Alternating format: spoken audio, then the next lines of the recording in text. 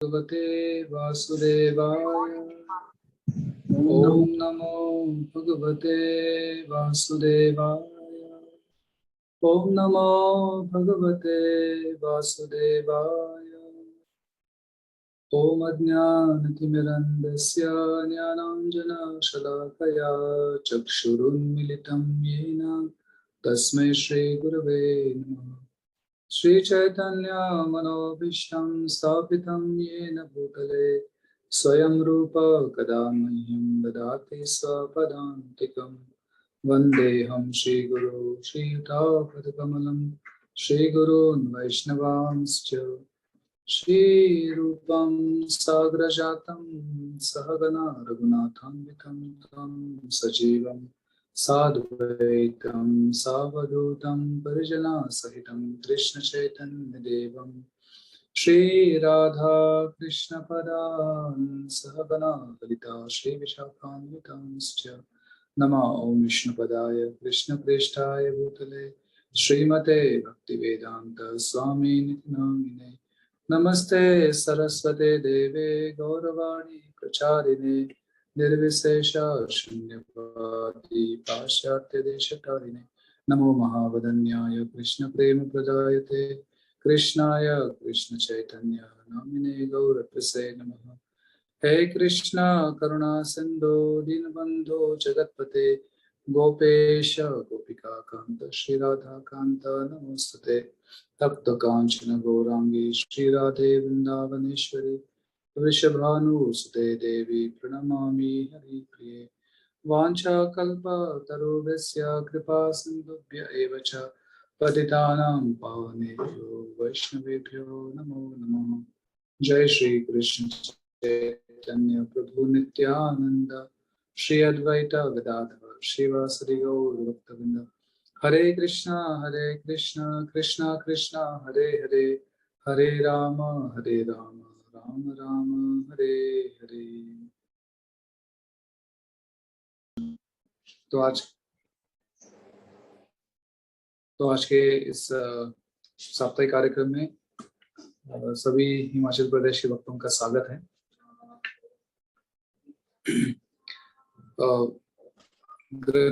श्रीमद् भागवत के आखिरी स्कंद में ऐसा वर्णन होता है कि कृष्ण वर्णम तुषार कृष्णम सांगोपांगास्त्र पार्षदम यज्ञे संकीर्तन प्राय यजंति ही सुमेधसा।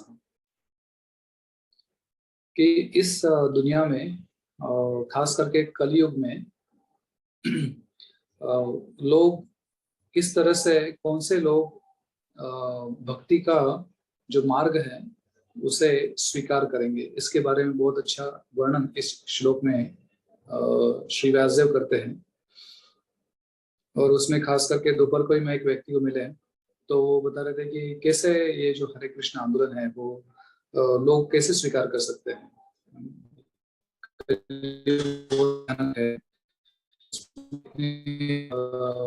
नाना प्रकार के लोग है, नाना प्रकार के पाप करते हैं तो ये कैसे संभव हो सकता है। तो उनको ही बता रहा था मैं कि एक्चुअली भागवत पुराण जो है वो अमल पुराण है और इस अमल पुराण में भगवान बहुत स्पष्ट रूप से कहते हैं कि जो सही जिनके पास अच्छी बुद्धि है वो भगवान को स्वीकार कर सकते हैं। वो भगवान की भक्ति का मार्ग जो है वो अति सरल मार्ग है और उसे निश्चित रूप से स्वीकार कर सकते हैं। और इसलिए इस श्लोक में श्री चैतन्य महाप्रभु का भी वर्णन आता है और इस संकीर्तन आंदोलन जो है उन्हें प्रकार से स्वीकार कर सकते हैं। तो इसलिए इस श्लोक में बोलते हैं कि कृष्ण अवर्णम, कि कृष्ण का वर्ण जो है वो श्याम वर्ण है। जो अभी बारिश का समय है तो इसमें जो नीले रंग के जो बादल आते हैं, जो खास करके जिसमें पानी होता है, तो श्याम वर्ण का जो वर्णन जो आता है उसका जो रंग है उसी तरह से भगवान कृष्ण का जो बहुत सुंदर ऐसा वर्ण है। और इस श्लोक में वर्णन करते हैं कि कृष्ण वर्णम तुषा कृष्णम, कि कृष्ण अवर्ण का मतलब होता है श्याम वर्ण के विरुद्ध जो होता है वो गौर वर्ण होता है। और इसलिए ये श्लोक जो है वो चैतन्य महाप्रभु के बारे में श्लोक आता है चैतन्य ये श्रीमद् भागवतम में, क्योंकि इसके बारे में भी कुछ लोगों का प्रश्न रहता है कि भगवान कृष्ण को हम मान सकते हैं, लेकिन चैतन्य महाप्रभु के बारे में तो हमने कभी सुना नहीं है। उसके बारे में कुछ शास्त्र में भी डायरेक्ट वर्णन नहीं आता है, लेकिन श्रीमद् भागवतम में इसका स्पष्ट रूप से वर्णन आता है। वास्तविक रूप से देखा जाए तो चैतन्य महाप्रभु के बारे में सभी शास्त्रों में वर्णन आ चुका है। जैसे जैसे चैतन्य उपनिषद नाम का उपनिषद ही है जो चैतन्य महाप्रभु के नाम से ही है। तो इस उपनिषद में भी ब्रह्मा जी को उनके शिष्य विपुलायन वो प्रश्न पूछते हैं कि कलयुग में भगवान का नाम का प्रचार कैसे होगा। तो इसके संबंध में ब्रह्मा जी बोलते हैं कि जानवी तीरे, जो गंगा माता को और एक नाम है जानवी, तो उसके तट पे श्री नवद्वीपे यानी नवद्वीप धाम में चैतन्य महाप्रभु अवतरित होंगे। तो ये रहा वेदों से जुड़ा हुआ चैतन्य उपनिषद जो है उसमें भी वर्णन आता है। उसी तरह से हम सभी को पता है विष्णु सहस्त्र नाम, तो विष्णु सहस्त्र नाम में भी चैतन्य महाप्रभु का वर्णन आता है। सुवर्ण वर्ण हेमांगो, तो ये शब्द आता है कि भगवान के जो 1000 नाम जो है उसमें से सुवर्ण वर्ण हेमांगो, तो ये जो वर्णन आता है कि इसमें भी सुवर्ण वर्ण यानी चैतन्य महाप्रभु का भी गौर वर्ण है, सुनहरा रंग है।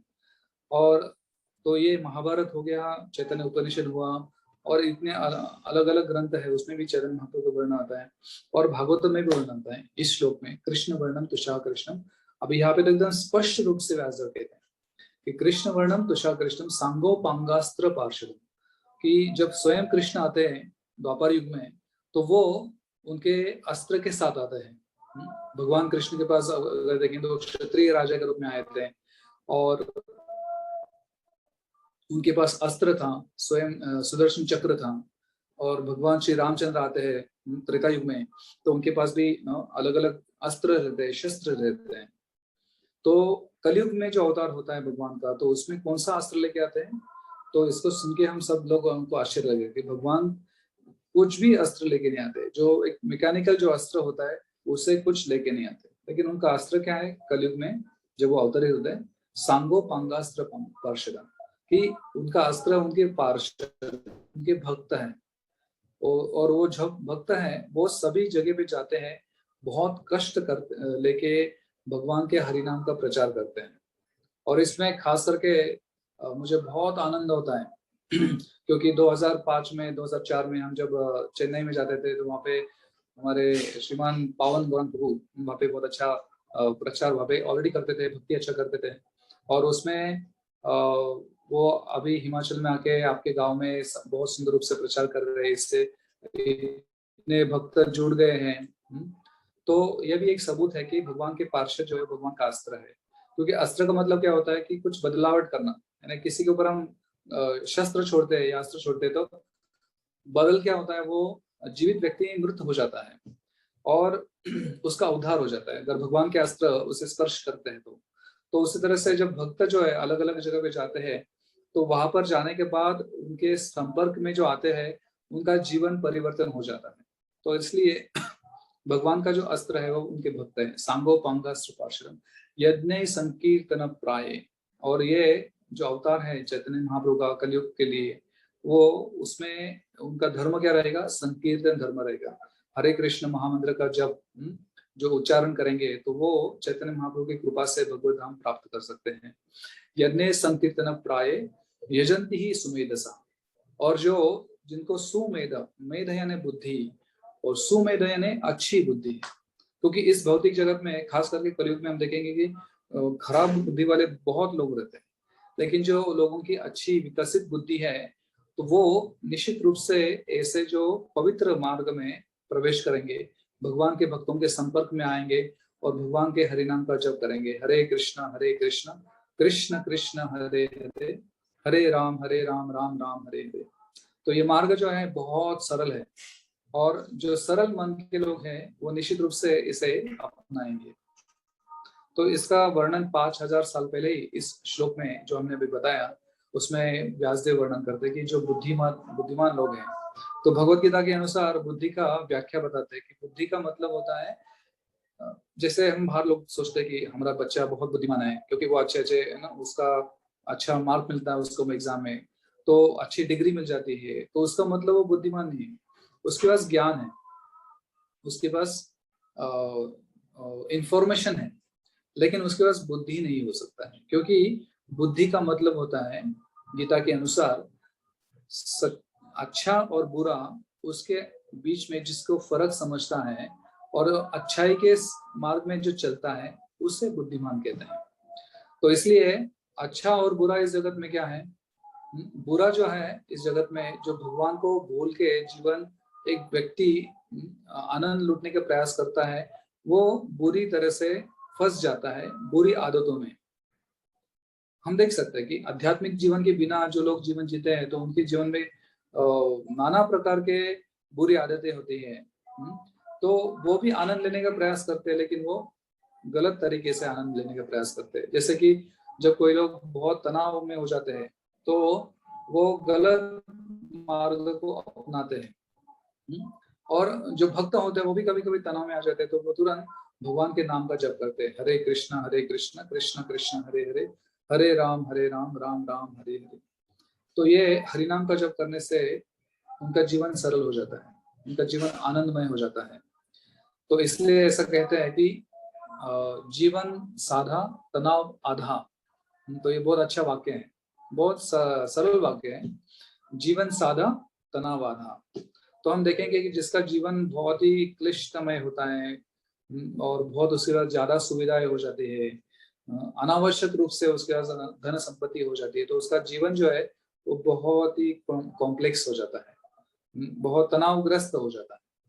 लेकिन भक्त जो है वो सादा जीवन जीते हैं और उनके भगवान की भक्ति में लग जाते हैं, तो निश्चित रूप से उनका जीवन जो है वो बहुत तनाव से मुक्त हो जाता है। और कभी कभी ऐसा प्रश्न आता है भक्तों के मन में कि हम भक्ति करने से हमें क्या लाभ मिलता है, या फिर दूसरा एक प्रश्न आता है कि कुछ लोग पूछते हैं हमें कि आप इतना प्रचार करने के लिए आपका शक्ति क्यों गंवाते हैं, उसके बदले आनंद तो भोग करो। तो वास्तविक रूप से आनंद प्रचार में ही आता है, भगवान के प्रचार में, क्योंकि इस कार्य में जो लोग श्रवण करते हैं उन्हें भी भगवान के बारे में श्रवण करने से आनंद मिलता है, और जो वक्ता होता है, जो बोलने के प्रयास करते भगवान के गुणगान में, तो उन्हें भी आनंद हो जाता है। तो ये तो रहा आध्यात्मिक समझ। लेकिन इवन भौतिक स्तर पर भी प्रचार करने से बहुत बहुत समाज में अच्छा व्यवस्था उत्पन्न हो सकता है, अच्छा एक माहौल बन सकता है, एक बुरी आदतों से लोग अच्छी आदतों में आ जाते हैं। तो ये सब प्रचार के माध्यम से होता है। जैसे कि मैं पुणे में जो सासवड़ में जो हम जहाँ पे एक अच्छा अभी मंदिर बन रहा है, सेंटर बन रहा है, तो वहां पर जब मैंने 10 साल पहले 11 साल पहले जब प्रचार शुरू किया था, तो उस प्रचार कार्य में शुरुआत के ही कुछ लेक्चर थे, भगवत गीता का लेक्चर चल रहा था और मैं ही क्लास दे रहा था। उसमें दूसरे अध्याय के ऊपर चर्चा हो रहा था, आत्म साक्षात्कार के बारे में चर्चा हो रहा था, आत्मा के ज्ञान के बारे में चर्चा हो रहा था। तो कभी कभी लोग सोचते हैं कि ये आत्मा का ज्ञान सुन के क्या फायदा मिलने वाला है, आत्म साक्षात्कार करने से क्या फायदा मिलने वाला है। तो वो प्रवचन करते समय और प्रवचन होने के बाद में आत्मा के ऊपर बोला था, जैसे कि नॉर्मल लेक्चर सब जगह देते, तो वैसे लेक्चर हुआ। और उस लेक्चर के बाद एक डॉक्टर मेरे पास आए और बहुत हृदय से करुणा भाव से मुझे धन्यवाद दे रहे थे कि आपने बहुत अच्छा प्रवचन किया, बहुत बहुत धन्यवाद, बहुत बहुत। तो बार बार बोल रहे थे, तो मुझे लगा कि ऐसा इतना क्यों, क्योंकि बहुत लोगों ने सुना था, उसमें से कोई सब लोग नहीं आए थे, लेकिन ये जो व्यक्ति थे तो वो बार बार धन्यवाद दे रहे थे। तो मैंने उनको पूछा कि आपको ऐसा क्या लगा, क्योंकि कभी कभी कुछ लोग प्रवचन अच्छा हुआ तो बोलते हैं, लेकिन क्या अच्छा हुआ था ऐसा बोलने के बाद उनके पास प्रश्न रहता है कि उत्तर नहीं रहता है कि एक्चुअली प्रवचन में क्या समझा मैं। तो सिर्फ प्रवचन अच्छा लगना ये बात नहीं है जरूरी, लेकिन प्रवचन में क्या हमने सुना वो समझ में आना बहुत जरूरी है। हालांकि वो डॉक्टर थे तो बहुत बुद्धिमान थे, उन्हें लेक्चर समझ में आया था।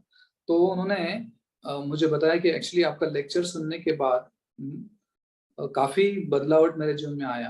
तो जनरली एक लेक्चर से कुछ लोग बदलते नहीं है, काफी समय तक हम सुनते हैं तो उसमें बहुत परिवर्तन आ सकता है।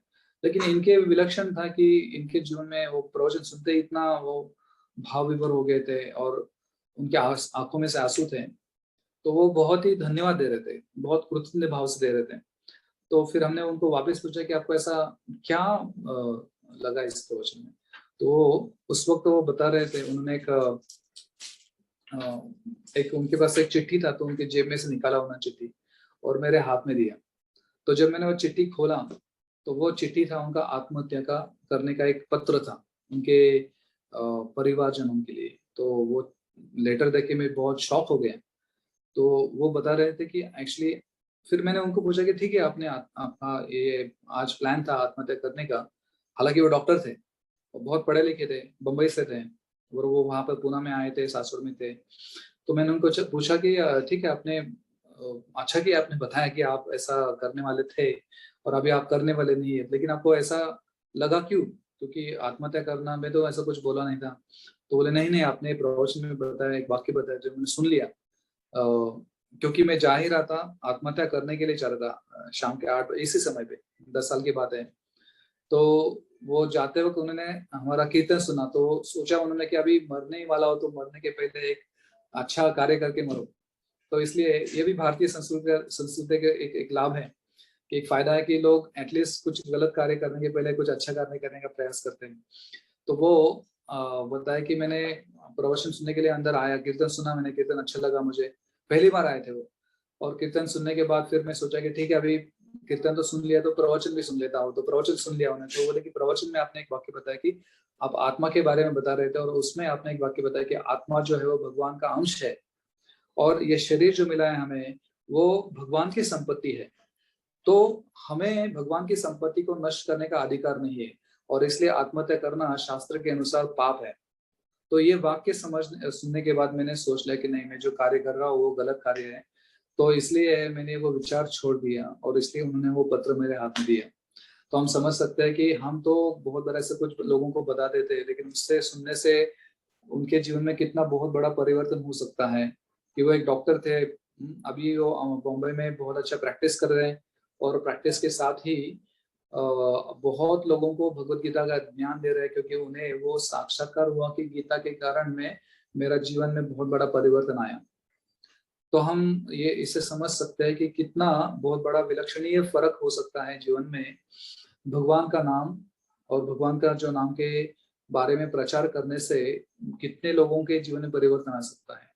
तो वो पहला मेरा अनुभव था, वो सासवड़ नाम की जो जगह पे हम प्रचार कर रहे थे उस वक्त। तो उस वक्त मुझे समझ में आया कि भगवान की भक्ति का प्रचार करने से बहुत बड़ा परिवर्तन हो सकता है। और इसका सबसे बड़ा ऊंचा उदाहरण है श्रील प्रभुपाद जी ने पूरे जगत में इतना बहुत बहुत बड़ा आविष्कार किया। इतने गलत जो लोग थे, गलत जीवन जी रहे थे, गलत गलत उनकी आदतें थी, वो सब छूट कर वो अभी पूरी तरह से शुद्ध भाव से भगवान के बारे में नामस्मरण कर रहे हैं, भगवान का गुणगान कर रहे हैं, भगवान के आदेशों को पालन कर रहे हैं। तो ये एक सच्चा जीवन, यानी भगवान की भक्ति करना यही वास्तविक रूप से सच्चा जीवन है। और इस आधार पर अगर हम जीवन जीते हैं तो जीवन में हमें सुख और शांति प्राप्त हो सकती है। तो इसलिए बहुत लोगों को लगता है कि नहीं नहीं, अगर हम भगवान की भक्ति करना है तो फिर हमारे जैसे कपड़े पहनने पड़ेंगे, भगवा क्या घेरवा वस्त्र धारण करना पड़ेगा, सब त्याग करना पड़ेगा। लेकिन गीता अगर हम थोड़े अच्छी तरह से सोचेंगे तो भगवत गीता किसको कृष्ण ने बताया था? अर्जुन को बताया था।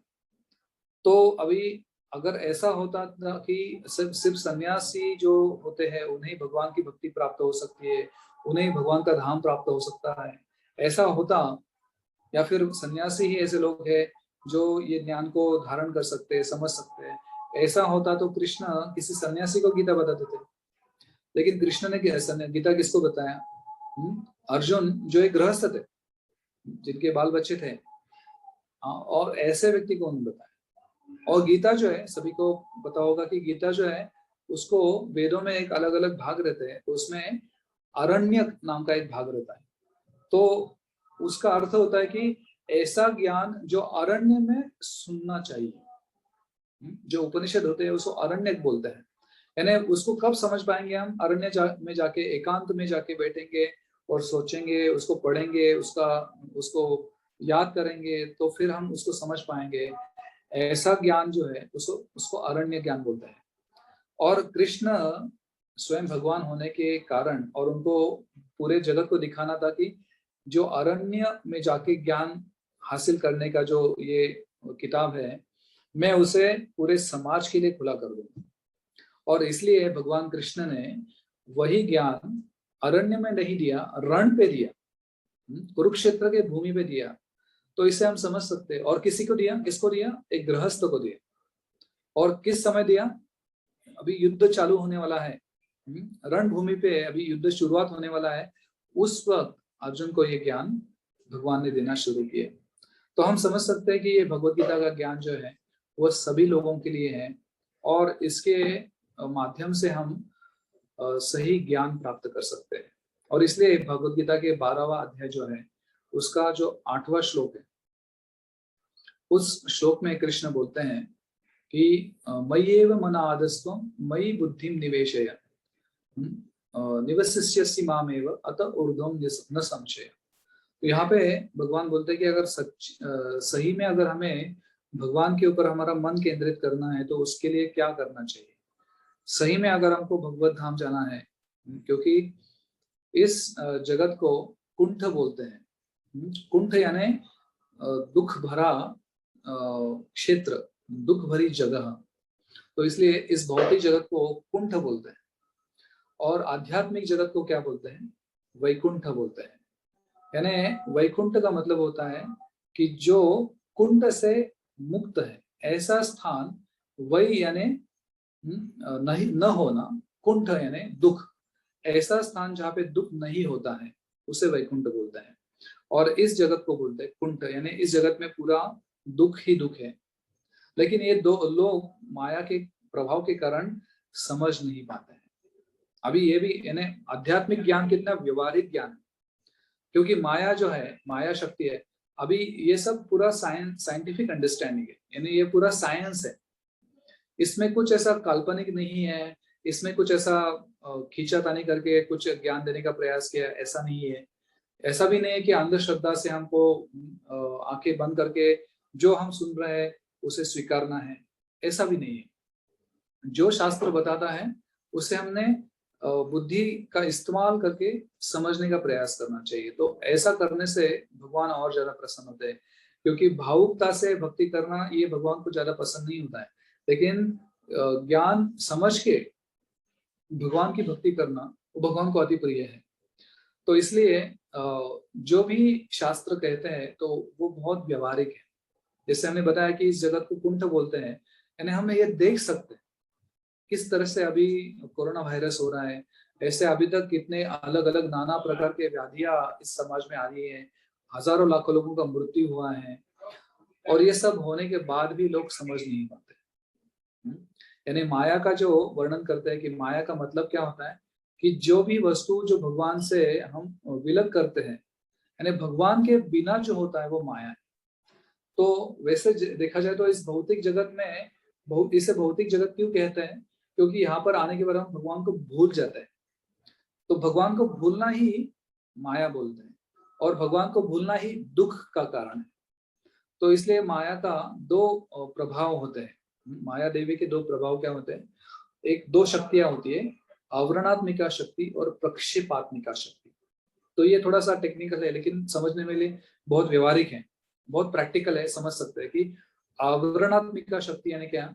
उदाहरण से हम देखेंगे कि कोई व्यक्ति अगर सो रहा है तो उसको उसके ऊपर अगर हमने ब्लैंकेट डाल दी, बहुत बड़ा रजाई डाल दी है, और रजाई डालने के बाद उसको काफी बहुत पिटाई करने शुरू कर, तो बहुत ही डर जाएगा, भ्रमित हो जाएगा, क्या चल रहा है, कौन कर रहा है, उसे समझ नहीं रहा है, क्योंकि उसके ऊपर पूरा ढक दिया है। तो माया भी ऐसा ही करती है। आवरणात्मिका शक्ति का मतलब क्या है कि जिस तरह से हम किसी के ऊपर रजाई डालते हैं, बहुत बड़ा भारी रजाई डालते हैं, और प्रक्षेपात्मिका यानी उसको मारने का शुरुआत करते हैं। तो माया भी हमारा ज्ञान जो है उसको ढक देती है, अज्ञान से ढक देती है, और अज्ञान से ढकने के बाद उसको पिटाई करती है। हम सभी की पिटाई हो रही है इस जगत में, और उसमें तकलीफ कैसे देती है माया? तो माया का और एक नाम है दुर्गा। तो दुर्गा देवी जो है वो इस भौतिक जगत की अधिष्ठाती है। तो उसके हाथ में त्रिशूल रहता है, तो त्रिशूल में 3 एरोज रहते हैं, 3 ये रहते हैं। तो 3 का मतलब क्या होता है? त्रिविध ताप होता है। तो त्रिविध ताप कौन सा है? आदि भौतिक क्लेश, आदि आत्मिक क्लेश और आदि दैविक क्लेश। तो आदि आत्मिक क्लेश का मतलब होता है कि जो क्लेश हमारे शरीर से और हमारे मन से आते हैं। तो अभी ये भी बहुत बहुत व्यवहारिक है। हम देख पा रहे हैं कि किस तरह से हमारा मन हर वक्त तकलीफ देता है, हमारा शरीर हर वक्त तकलीफ देता है। और आदि दैविक क्लेश का मतलब क्या होता है? जैसे कुछ समय पहले हम देखते हैं कि अलग अलग प्रकार के बहुत ज्यादा बाढ़ आती है, अति वर्षा हो जाती है, या फिर अनावृष्टि हो जाती है, कोई वर्षा गिरती नहीं है, अकाल गिर जाता है। तो ये आदि दैविक है, क्योंकि देवी शक्ति जो है वो अगर हमें मदद नहीं करते। तो ये भी हम देखते हैं कि नेचुरल कलामिटीज होता है, यानी निसर्ग में जो आने वाले आपत्तियां होती है उसके कारण हमें दुख मिलता है। तो ये 2 हो गए। आदि भौतिक क्लेश का मतलब है कि अन्य जीव हमें तकलीफ देते हैं। तो ये भी बहुत व्यवहारिक है। क्यों? अन्य जीव क्या है? दूसरे लोग हमें तकलीफ देते हैं। अगर हमारे पास पैसा नहीं होगा तो लोग हमें धक्का मार के बाहर निकालते हैं। अगर पैसा ज्यादा हो गया तो हमारे पास आके पैसा खींचने का प्रयास करते हैं। तो आदि भौतिक क्लेश हो गया। दूसरा आदि भौतिक क्लेश का और एक अर्थ होता है कि बाकी जीवाणु होते हैं, विषाणु होते हैं। तो विषाणुओं से तकलीफ होता है। जैसे अभी कोरोना वायरस का जो है, वायरस नहीं विषाणु बोलते हैं, विष से भरा हुआ अणु। तो ये भी बहुत अच्छा समझ है कि गौ माता का जो गोमूत्र है उसे संस्कृत में शब्द आता है विषघ्न। यानी गौ माता का जो गौमूत्र है उसे विषघ्न बोलते हैं। और जो विषाणु यानी विष भरा जो अणु है उसे नाश करने का क्षमता वो गौमूत्र में होता है। तो हम देखते हैं कि आदि भौतिक क्लेश भी हमको व्यवहारिक है, ये सब जगह दिख रहा है। तो सभी लोग त्रस्त है, अभी पूरा वर्ल्ड उसमें पूरा रुक गया है एक छोटे अणु से जिसको हम देख भी नहीं सकते। तो ये समझने के बाद अगर जो व्यक्ति सुमय दशा में बुद्धिमान व्यक्ति है वो समझ पाएगा कि अरे ये सब छोटा सा तुच्छ अणु हमें कंट्रोल कर पाता है, तो हम कितने तुच्छ हैं और हमने भगवान की भक्ति शुरू करनी चाहिए। ये बुद्धिमान व्यक्ति सोचेगा। लेकिन एक जो मूर्ख व्यक्ति है वो सब तकलीफें आने के बाद भी बोलेगा ठीक है, आता रहने वाला है जीवन, इसी को बोलते हैं, कभी सुख होता है कभी गम होता है, जो गाना था पुराना। तो हम देखते हैं कि लोग इसमें ही सुख मानने का प्रयास करते हैं। और इसलिए भक्तिविनोद ठाकुर बोलते हैं कि इस भौतिक जगत में जो बुद्धिमान लोग नहीं होते, जो मूर्ख लोग होते हैं, वो उनका जीवन का प्रणाली क्या होता है, जीवन का जो मंत्र क्या होता है, असत्य सत्य कोरी मानी, कि जो असत्य है उसे सत्य मान के वो जीवन जीते। तो इस जगत में जो सुख नहीं है, असत्य है, उसे वो सुख मान के जीवन जीते हैं। जैसे कि हम ये शरीर नहीं है लेकिन हम शरीर मान के जीवन जीते, हम आत्मा है लेकिन उसको भूल जाते हैं। और शरीर के स्तर पर वो हम बोलते कि नहीं मैंने कौन, ये शरीर। तो जैसे हम ये शरीर के स्तर पर रहते हैं तो फिर मन तकलीफ देता है, शरीर तकलीफ देता है।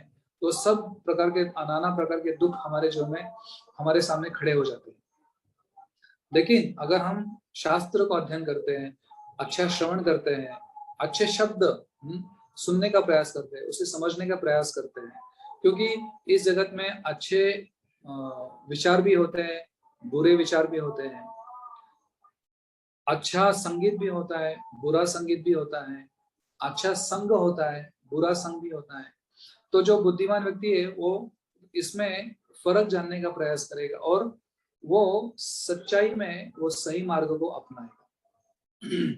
तो इसलिए शास्त्र बार बार कहते हैं कि हमें भगवान की भक्ति करने के लिए भगवान के बारे में सुनना चाहिए। तो कृष्ण भी गीता में बोलते हैं तत् सुनो, कि हम भगवान के बारे में सुनना चाहिए। क्योंकि भगवान ईशोपनिषद में कहते हैं कि ईशावास्यम इदम सर्वम यत्किंचम जगत्याम जगत तेन तत्तेन भुंजिता मां गुरुदत्त तस्य सद्गुणम्। ओम पूर्णमदः पूर्णम पूर्णात् पूर्णम् उच्यते पूर्णस्य पूर्णमादाय पूर्णमेवावशिष्यते। कि भगवान जो है वो परिपूर्ण है और भगवान से जो व्यक्ति जुड़ जाता है वो भी परिपूर्ण प्राप्त करता है। यानी भगवान आनंद के स्रोत है। और अगर हम वैसे आनंद के स्रोत को से हम खुद को जोड़ देते हैं तो फिर हम भी आनंदी हो सकते हैं। भगवान की कृपा से हम सुख की प्राप्ति कर सकते हैं। तो इसका मतलब होता है कि योग जो होता है, योग का मतलब कुछ तोड़ना नहीं है लेकिन जोड़ना है, क्योंकि योग का संस्कृत शब्द से उसका मूल शब्द आता है युज, और युज का अर्थ होता है जोड़ना। तो अगर हमें सुख को प्राप्त करना है तो सुखी व्यक्ति से हमको जोड़ना है, और इस जगत में सुखी व्यक्ति कौन है? सिर्फ भगवान ही है। और इसलिए आपने शायद वो कहानी सुना होगा पहले कि भगवान कौन है ये खोजने के लिए या जानने के लिए भारत में एक बार एक जर्मनी से एक व्यक्ति आए थे। तो वो उन्होंने कुछ शास्त्र नहीं पढ़ा था लेकिन उनको जानना था, तो काफी लोगों को मिले वो, और सभी भारत के सभी मंदिरों में गए, और सभी पूरा मंदिरों का भ्रमण करने के बाद उन्होंने कुछ लोग उनको मिले थे, तो उन्होंने बता दिया कि भगवान की खोज में जा रहा हूँ। तो ऐसा बता के वो गए थे। तो बहुत समय के बाद वापस वो लोगों के पास आए, और वो लोगों ने उनको पूछा कि आपने खोज लिया क्या भगवान कौन है? तो वो जर्मन के व्यक्ति बोले, हाँ मैं खोज लिया भगवान कौन है, मैं जान लिया कि भगवान कौन है। तो वो सब लोग उत्सुक थे उनसे सुनने के लिए। तो बताइए आपने क्या समझा इसमें से? तो बोले मैं पूरे भारत में भ्रमण किया और भारत के सभी मंदिरों में मैंने जाके दर्शन किया, और दर्शन करने के बाद मुझे ये समझ में आया कि भगवान कौन है। तो वो बहुत लोग और उत्सुक थे जानने के लिए, बोले बताइए कौन है। तो बताया कि मैं सब मंदिरों में जाने के बाद मैं पूरा परीक्षण किया, सब समझ में लिया, अलग अलग मंदिरों का अलग अलग चीजें, और उसके बाद मुझे समझा कि कृष्ण भगवान है। तो सभी लोगों को आश्चर्य लगा। तो फिर तुरंत उन्होंने प्रश्न पूछा कि आप ये कैसे कह सकते हैं? तो उन्होंने एक बहुत अच्छा उत्तर दिया, बोले कि मैंने तो कुछ शास्त्र पढ़े नहीं, लेकिन पूरे मंदिरों का दर्शन करने के बाद मेरा जो विवेक बुद्धि है वो प्रामाणिकता से मैं सोचने का प्रयास किया, और इसमें से मुझे एक बात समझ में आई। वो बताया कि मैं हर एक मंदिर में गया, गणेश जी के मंदिर में गया, दुर्गा जी के मंदिर में गया, शंकर जी के मंदिर में गया, अलग अलग लोगों के पास अलग अलग शस्त्र है। शिव जी के पास उनकी रुद्राक्ष की माला है, तो किसी का ध्यान कर रहे हैं वो, और दुर्गा जी के पास त्रिशूल है, कुछ कार्य कर रहे हैं। गणेश जी के पास भी कुछ अंकुश है, वो कुछ कार्य कर रहे हैं। अलग अलग जो देवता है उनके मंदिर देखे तो सभी लोग कुछ ना कुछ तो कार्य कर रहे हैं। लेकिन जब मैं कृष्ण के मंदिर में गया तो वो बांसुरी बजा रहे हैं, कुछ कार्य नहीं कर रहे हैं। तो ये देखने से मुझे समझ में आया कि भगवान यानी ऐसे व्यक्ति होने चाहिए कि जिनको कुछ कार्य करने की आवश्यकता ही नहीं है, उनके आदेश के अनुसार सब क्रिया होने चाहिए। जिस तरह से हम देखते हैं कि किसी कंपनी का जो मालिक होता है वो कभी कुछ कार्य नहीं करता है, कंपनी में जाके हथौड़ा लेके कुछ तोड़ता नहीं है, वो अपने घर में आराम से बैठता है और आदेश छोड़ता है कि आप ये करो, ये डिपार्टमेंट के व्यक्ति को ऐसा बोलता है। तो उस समझ के आधार पर मैं ये कह सकता हूँ कि ये जो कृष्ण व्यक्ति है, जो उन्हें पता नहीं था कृष्ण को, लेकिन उनका समझ सही था। बोले कि कृष्ण जो है वो राजा के समान है, उनके चेहरे पे बहुत सुंदर ऐसा हास्य है, बहुत सुखी लगते हैं वो, और जो म्यूजिक के साथ खेल रहे हैं, बांसुरी बजा रहे हैं, और उनकी शक्ति भी, उनकी राधा रानी जो है, उनकी अर्धांगिनी है, वो भी उनके साथ है। तो ये देखने के बाद समझा कि भगवान यानी सभी कार्य से क्रियाओं से मुक्त होना चाहिए, और वो सभी को आदेश देने वाले व्यक्ति होने चाहिए। और जो व्यक्ति क्रिया करता है इसका मतलब वो किसी का आदेश पालन कर रहा है। तो इस आधार पर उन्होंने उनका ये समझ बताया। तो हम समझ सकते हैं कि भगवान जो है वो पूर्ण है, पूर्ण आनंद घन है, और उनके संपर्क में अगर हम आते हैं तो हम भी पूरी तरह से आनंद की अनुभूति कर सकते हैं उनकी कृपा से, उनकी सेवा से। तो ऐसे ही आज सुबह में श्रील प्रभुपाद जी का प्रवचन सुन रहा था। वो प्रवचन में प्रभुपाद जी कहानी बताते हैं, बहुत अच्छा कहानी। वो कहानी का शीर्षक है दीन बंधु। तो ये दीन बंधु का अर्थ होता है दीन, जो दीन यानी बहुत दुखी ऐसे लोगों के भगवान बंधु है। तो प्रभुपाद जी वो कहानी इतना सुंदर रूप से वर्णन करते हैं, बहुत हृदय को छूने वाला कहानी। तो ऐसा होता है कि पुराने जमाने में जब गुरुकुल की पद्धति आई थी तो उसमें जो शिक्षक गुरुजी होते थे, तो वो उनके जो विद्यार्थी होते हैं उनको सिखाते थे, लेकिन उनसे कभी कुछ पैसा नहीं लेते थे। वो सिखाने का पैसा नहीं लेते थे, लेकिन उनके जो विद्यार्थी ज्ञान हासिल करने के बाद उनको गुरु दक्षिणा के माध्यम से कुछ देते थे। तो अभी जो शिक्षक थे तो उनका जो पाठ पढ़ाना था, तो सब पढ़ाने के बाद जो गुरुकुल के जो विद्यार्थी थे, उन्होंने उनके गुरु को पूछा कि हम आपको क्या सेवा कर सकते हैं। तो वो गुरु बताते कि अभी मेरे पिताजी का श्राद्ध आ रहा है, तो उसके बाद उसके संबंध में मुझे अच्छा एक कार्यक्रम करना है श्राद्ध का, तो उसको जो सामग्री लगेगा तो उसमें आप सभी मुझे मदद कर सकते हैं। तो सभी विद्यार्थी बोले, बहुत सब विद्यार्थी अमीर थे, तो सभी ने बताया कि, तो गुरुजी बोले कि आप पूछिए आप क्या क्या कर सकते हैं उसमें, मुझे बहुत बड़ा आयोजन करना है, ब्राह्मण भोजन करना है, भगवान को भोग चढ़ाना है। तो सभी विद्यार्थी घर जाके पूछते हैं कि क्या क्या हम दे सकते हैं। तो उसमें से एक विद्यार्थी होता है, बहुत गरीब रहता है, तो वो अपनी माँ के पास जाता है, उनके पिता भी नहीं थे, और माँ को पूछते कि माँ ऐसा ऐसा हमारे गुरुजी ने बताया है, बहुत बड़ा उनका पिताजी का श्राद्ध करना है उनको, तो उनके लिए मैं क्या लेके जा सकता हूँ। उन्होंने पूछा है, मुझे प्रॉमिस देने के लिए बताया है, तो मैं क्या दे सकता हूँ उनको। तो माँ उनके बोलते हैं कि अरे हम तो बहुत गरीब हैं, हमारे पास तो दिन का एक बार का खाना मिलना ही बहुत मुश्किल है, तो हम क्या दे सकते हैं। तो जो बच्चा रहता है वो बहुत दुखी हो जाता है, बोलता है कि नहीं माँ, मुझे बाकी सब, मुझे मेरे फ्रेंड जो है वो सब देने वाले हैं, और मुझे भी कुछ तो देना पड़ेगा, कुछ तो देना चाहिए, कुछ तो आप मदद करिए। तो माँ बोलती नहीं, सही सही में हमारे पास कुछ नहीं है, कुछ नहीं कर सकते। तो उस वक्त वो बोलते हैं नहीं ठीक है, अगर आपको सही में चाहिए तो आपको आपके बड़े भाई जो है वो आपको मदद करेंगे। तो वो सुन के वो बच्चे को बहुत आश्चर्य होता है, बोलते मैं कभी मेरा बड़ा भाई देखा ही नहीं। तो बोलते नहीं नहीं वो है, वो पास वाले, जब आप स्कूल से जाते हैं तो बीच में जो जंगल लगता है, तो जंगल में आपके बड़े भाई रहते हैं, उनका नाम है दीनबंधु, भगवान कृष्ण। तो जो माता थी उनकी, वो बहुत बड़े कृष्ण भक्त थी। तो अभी वो बच्चे को क्या बताएंगे वो, तो उनके पास तो कुछ देने के लिए था नहीं, तो बोलते कि आप कृष्ण से मांगिए, वो आपके बड़े भाई है, आपको देंगे। तो ये जो बहुत मासूमियत से वो भाग के दौड़ के वो जंगल में जाके, वो बच्चा जो रहता है वो जोर से पुकारता है, दीनबंधु भैया, दीनबंधु दादा, आओ, मुझे आपसे कुछ चाहिए, मेरे स्कूल में ऐसा ऐसा प्रोग्राम है। तो बहुत समय तक वो चिल्लाते रहता है, और भगवान तो आते नहीं वहां पे, तो वो रोने लगता है। ऐसे प्रभुपा जी बोलते हैं कि अगर हमें भगवान की सही में प्राप्ति करनी है, तो हमने हृदय से भगवान को पुकारना चाहिए, हरे कृष्ण कृष्ण कृष्ण हरे हरे, हरे राम राम राम हरे हरे। तो जब हृदय से पुकारेंगे तो भगवान हृदय में प्रकट हो सकते हैं, जीवा पे प्रकट हो सकते हैं। तो ये बार बार ऐसा चिल्ला रहा था, बोलता वो बार बार बोल रहा था, क्योंकि मासूम था, उसको पता नहीं था कि भगवान कौन।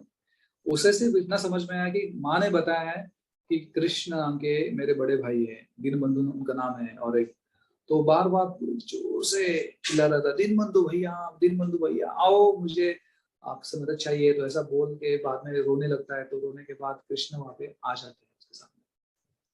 तो इसलिए प्रभुपा जी बोलते हैं कि अगर हम सच्चे हृदय से भगवान को पुकारेंगे तो भगवान हमारे जीवन में प्रकट हो सकते हैं।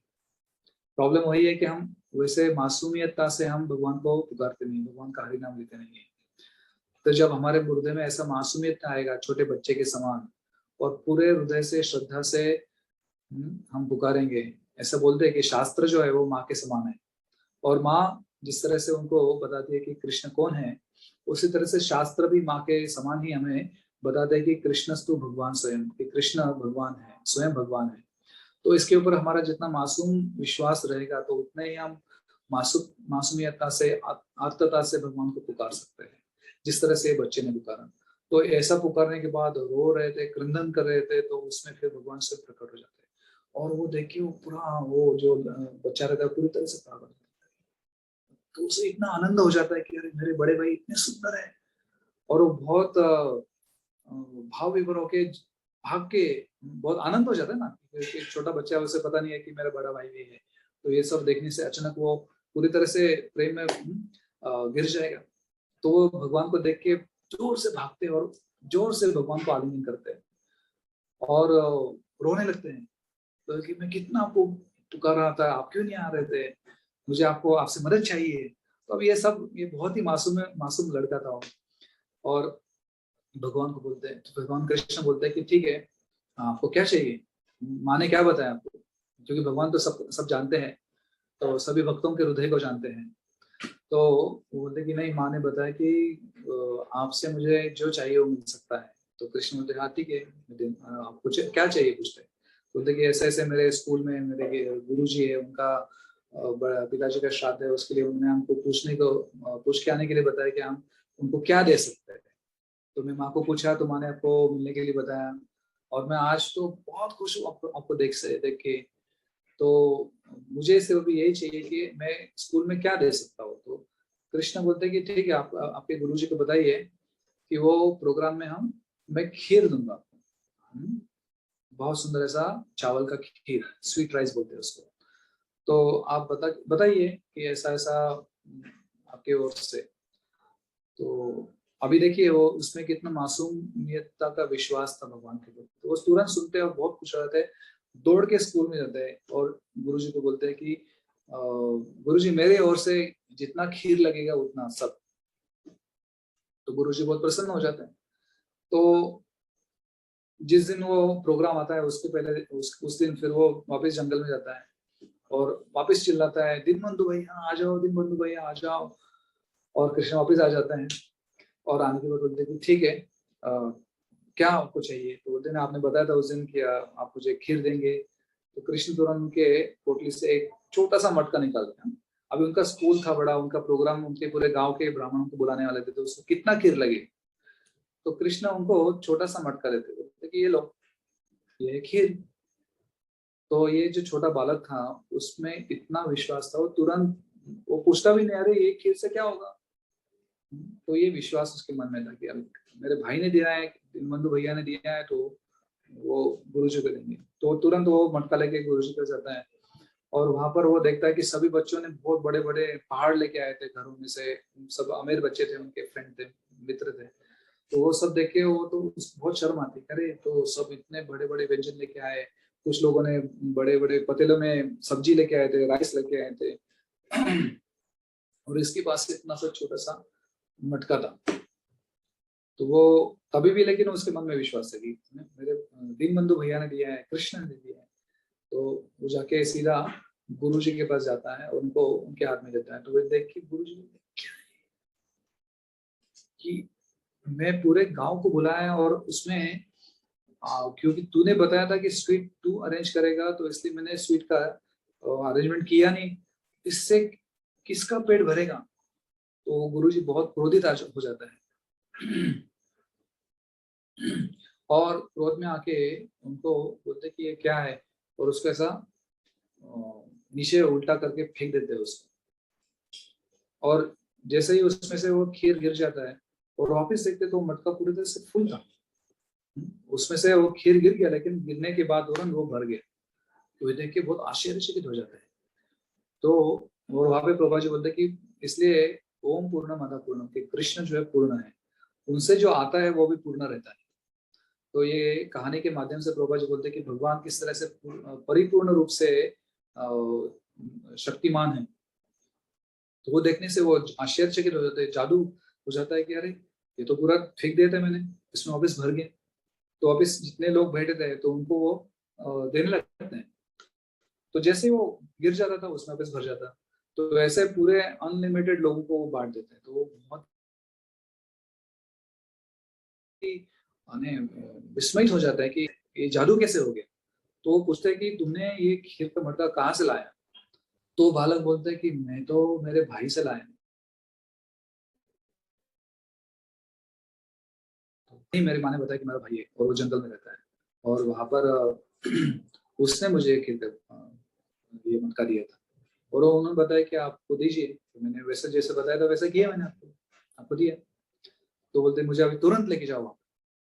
तो हालांकि वो जो शिक्षक थे उन्हें पूरा विश्वास नहीं था भगवान के, उनके पास ज्ञान था लेकिन उसका साक्षात्कार नहीं था।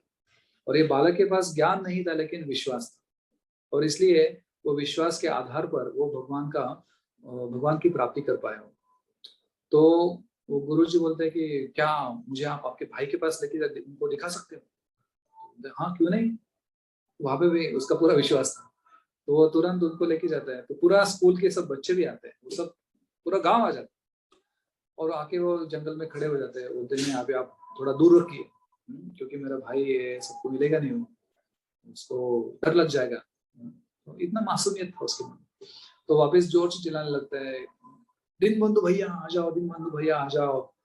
तो बहुत बार चिल्लाने के बाद फिर रोना चालू करता है, रोने के बाद भी कृष्ण वहां पे प्रकट नहीं होता है, क्योंकि कृष्ण बोलते हैं कि जिस व्यक्ति के मन में मेरे प्रति विश्वास नहीं होता है वो मुझे कभी देख नहीं सकता है, मेरी प्राप्ति कहीं कभी नहीं कर सकता है। तो उस वक्त भगवान प्रकट हो जाते हैं आवाज के रूप में, और वहां पे बहुत ऐसा आध्यात्मिक ध्वनि आ जाता है, और वो बालक को भगवान संबोधित करके बोलते हैं कि एक्चुअली आपके हृदय में मेरे प्रति पूरी तरह से शुद्ध भाव है, आपकी माँ के ऊपर आपका पूरा विश्वास है, उनके शब्दों के ऊपर विश्वास है, लेकिन आपके साथ जो आए लोग हैं, जो छुप के बैठे हैं, वो मुझे कभी नहीं देख सकते हैं। तो ये सुनने के बाद सभी जो शिक्षक थे उनके मन में बहुत दुख हो जाता है, और उनके वो जाके तुरंत वो बालक के पैर में गिर जाते हैं और उनसे माफी मांगते हैं कि मैं आपसे अपराध किया और मुझे क्षमा कर दीजिए। तो इस कहानी से हम प्रभुपाद जी से समझते हैं कि प्रभुपाद जी बोलते हैं कि भगवान जो है वो परिपूर्ण रूप से आनंद के स्रोत हैं। तो इसलिए उनका नाम जप करने से हम स्वयं भी सुख की प्राप्ति कर सकते हैं, आनंद की प्राप्ति कर सकते हैं। और इसलिए भक्ति का मतलब बहुत ऐसा कुछ क्लिष्ट मतलब नहीं है, लेकिन भक्ति का मतलब है हमें कुछ तोड़ना नहीं है, सिर्फ जोड़ना है, भगवान से हमें जोड़ना है। और वो जोड़ने से ही हम, मैंने उपाय बहुत सरल है, इतना सरल है कि जो कोई भी बच्चा कर सकता है। इसलिए प्रभुपाद जी बोलते हैं कि कृष्ण भक्ति जो है वो छोटा अबाल बालक से लेके वृद्ध व्यक्ति, सभी लोग उसको स्वीकार कर सकते हैं, सभी लोग उसको पालन कर सकते हैं, क्योंकि बहुत साधारण है। यानी कृष्ण भक्ति बहुत साधारण है, लेकिन बहुत बहुत it's easy but not, it's simple but not easy, ऐसा बोलते हैं प्रभुपाद जी। यानी बहुत सादा मार्ग है लेकिन आसान नहीं है। उसमें भगवान उनके भक्तों से काफी अपेक्षाएं करते हैं। जैसे भक्त आगे आगे जाके प्रगति करता है भक्ति में, तो भगवान भी उनसे काफी अपेक्षा रखते हैं। तो इसलिए सबसे महत्वपूर्ण चीज वही है कि हम भक्तों के संग में रहें, और भक्तों के संग में रह के भगवान के प्रति हम पूरी श्रद्धा से भगवान का नाम जप कर सकते हैं। और इसलिए भागवत पुराण जो है, जिसमें 18,000 श्लोक है, जैसे भगवत गीता में कितने श्लोक है, 700 श्लोक है, उसी तरह से भागवत पुराण में 18,000 श्लोक है। तो इस श्लोकों में आखिरी जो श्लोक है, क्योंकि कौन सा भी किताब हो, वो किताब जब एक लेखक लिखता है तो पूरे किताब का जो सार है वो आखिरी पन्ने में लिखता है कि इस किताब में क्या है। और उसी तरह से जो 18,000 श्लोकों वाला भागवत पुराण है, पूरे 12 खंड है उसमें, तो उसमें आखिरी श्लोक जो है वो बहुत महत्वपूर्ण है। और उस आखिरी श्लोक में यानी 18,000वां श्लोक जो है, उसमें व्यासदेव बोलते हैं कि नाम संकीर्तनम यस्य सर्व पाप प्रणाशनम प्रणामो दुख शमनस तम नमामि हरिम पराम। तो यहाँ पे वर्णन करते हैं कि नाम संकीर्तनम यस्य, कि ये जो नाम संकीर्तन है, जो कलयुग का सबसे बड़ा धर्म है, सर्व पाप प्रणाशन, कि सभी पापों को वो नाश करने की शक्ति रखने वाला यह भगवान का हरि नाम है। प्रणाम दुख शमनस, कि इस नाम को सिर्फ प्रणाम करने से सब दुखों का शमन हो जाता है। प्रणामो दुख शमनस तम नमामि हरिम पराम। और इसलिए व्यासदेव बोलते हैं कि इसलिए भगवान का जो नाम है वो सबसे परम है, इससे परम कुछ नहीं है। तो इसलिए हमारा बहुत बड़ा भाग्य है कि श्रील प्रभुपाद जी के कृपा से हमें ये भगवान का जो हरि नाम है, खास करके जो हरे कृष्ण महामंत्र है, वो प्राप्त हुआ है। क्योंकि हरे कृष्ण महामंत्र कलयुग के लिए तारक मंत्र है, और इसके बारे में सभी भक्तों को पता ही है कि कैसे कलि संतरण उपनिषद में इसका वर्णन आता है।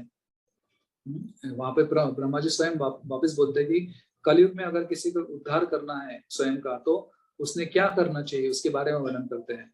और उसमें बताते हैं कि हरे कृष्ण कृष्ण कृष्ण हरे हरे, हरे राम राम राम हरे हरे, इति षोडशकम नाम नाम कली कल्मषनाशनम नाथो परतरो पाय सर्व वेदेश दुष्यते। इति षोडशकम नाम नाम, ये 16 अक्षरों वाला जो मंत्र है, कली कल्मषनाशनम, कि इसमें भी वापस ब्रह्मा जी बोलते हैं कि कली कल्मषनाशनम, कि कलयुग के सब कल्मश को नष्ट करने वाला ये भगवान का हरिनाम है। नातो परतर उपाय, कि इससे ऊंचा उपाय कोई भी नहीं है। सर्व वेदेषु दृश्यते, और सभी वेदों का सार जो है वो इस हरे कृष्ण महामंत्र में है। और इसलिए प्रभुपाद जी बोलते थे कि इसको जप करते समय हमने ध्यान पूर्वक जप करना चाहिए, हर एक शब्द को सुनने का प्रयास करना चाहिए, और बाकी विचारों को थोड़ा बाजू में रखना चाहिए, और पूरी तरह से भगवान के ये पवित्र नाम को सुनने का प्रयास करना चाहिए। तो जितना हम अच्छी तरह से सुन पाएंगे जो हरे कृष्ण मंत्र का हर एक शब्द, उतना ही हमारा जो भक्ति में प्रगति है वो ज्यादा से ज्यादा जल्दी हो सकता है।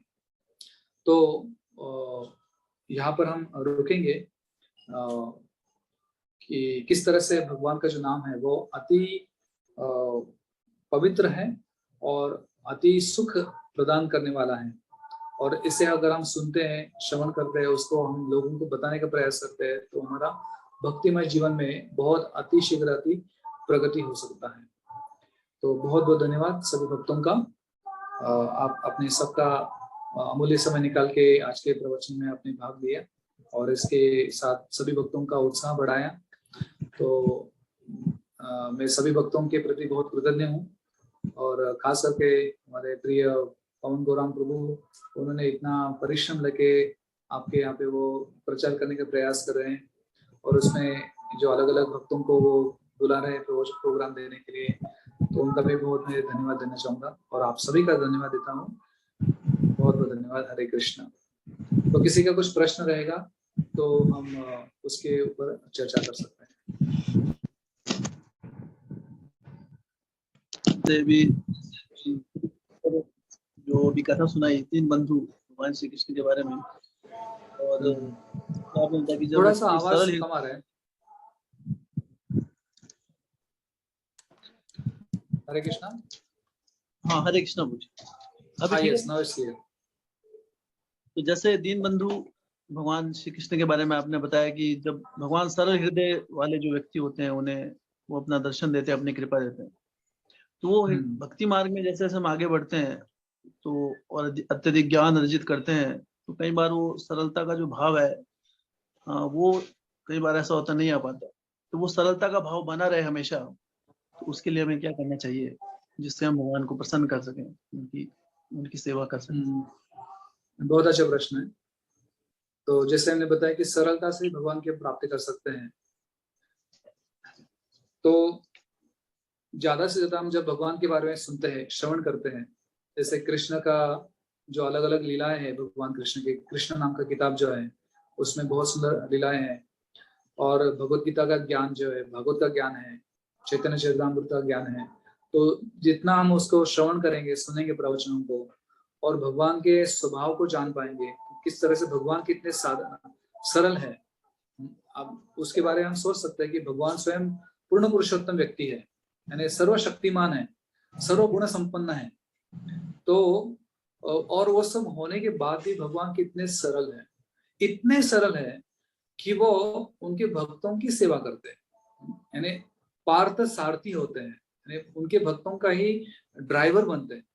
अभी इतना सरल तो कोई व्यक्ति इस जगत में देखा नहीं है, कि हमने कभी ऐसा सुना भी नहीं है कि कोई व्यक्ति का जो मालिक होता है वो उसके ड्राइवर बोलता है कि नहीं आज से क्या करते हैं हम, मैं ड्राइविंग करूंगा और आप पीछे बैठिए। ऐसा कोई ड्राइवर, कोई मालिक नहीं कहता है।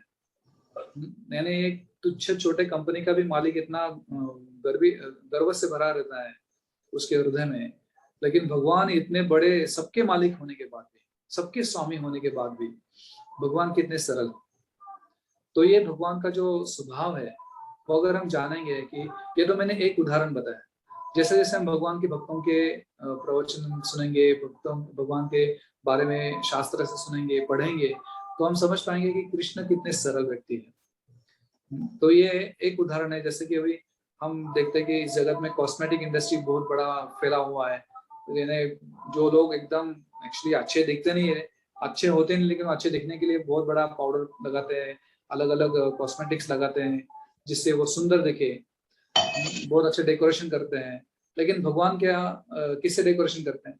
एक पंछी का जो पंख होता है, वैसे देखा जाए तो वैसा ही है। मोर जो एक पंछी है, साधारण पंछी है, उसका पंख लेके भगवान का मस्तिष्क को सजाते हैं। और देखा जाए तो भगवान होने के बाद भी उनका जो म्यूजिकल इंस्ट्रूमेंट है, वादन संगीत का जो वाद्य है, वो भी कितना सरल है। एक बांस की लकड़ी से बना हुआ बांसुरी है। इस जगत में हम देखते हैं कि अलग अलग लोगों के पास कितने कॉम्प्लिकेटेड इंस्ट्रूमेंट्स होते हैं म्यूजिक बजाने के लिए, लेकिन कृष्ण का जो इंस्ट्रूमेंट है वो बहुत सिंपल है, बांस का है। और भगवान होने के बाद भी एकदम सिंपल ड्रेस पहनते हैं। वृंदावन में देखेंगे तो भगवान धोती कुर्ता पहनते हैं, धोती पहनते हैं। तो भगवान पूर्ण पुरुषोत्तम होने के बाद भी इतने सरल होते हैं, तो उनके हम भक्त कहते हैं, तो हमने कितना सरल होना चाहिए। तो ये सब के ऊपर हम जितना चिंतन करते हैं, तो उतना ही हम और सरल बन जाएंगे भगवान के प्रति।